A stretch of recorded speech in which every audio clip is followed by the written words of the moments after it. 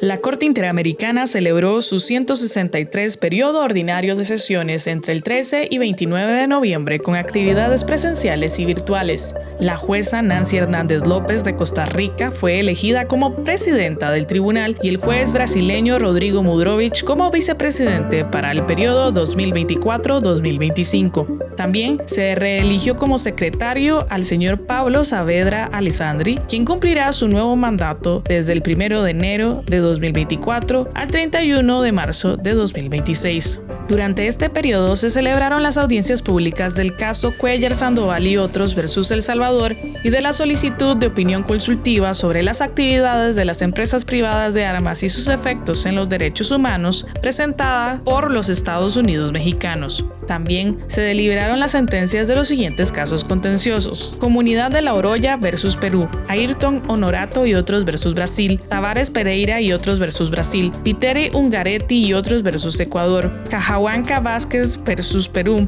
Gutiérrez Navas y otros versus Honduras. El tribunal deliberó las sentencias de interpretación del caso Olivera Fuentes y el caso Benítez Cabrera y otros, ambos versus Perú. Se emitieron las resoluciones de supervisión de cumplimiento de sentencia de los casos Torres Millacura y otros versus Argentina, 19 comerciantes versus Colombia, integrantes militantes de la Unión Patriótica versus Colombia, Guevara Díaz versus Costa Rica, Palacio Urrutia y otros versus Ecuador, Masacre de la Aldea Los Josefinos versus Guatemala, Chinchilla Sandoval y otros versus Guatemala, Panel Blanca, Paniagua Morales y otros versus Guatemala, Muelle Flores versus Perú, Rosario Villavicencio versus Perú, Chocrón versus Venezuela, Hermanos Landaeta Mejías y otros, López Soto y otros, y Díaz Loreto y otros, todos versus Venezuela. Asimismo, la Corte deliberó resoluciones sobre medidas provisionales en los casos Masacre de las 2 Rs versus Guatemala, Asunto Pobladores de las Comunidades del Pueblo Indígena Misquitu de la región Costa Caribe Norte respecto de Nicaragua. Además, se firmó el convenio de cooperación entre la Corte Interamericana de Derechos Humanos y el Ministerio Público de Trabajo de Brasil.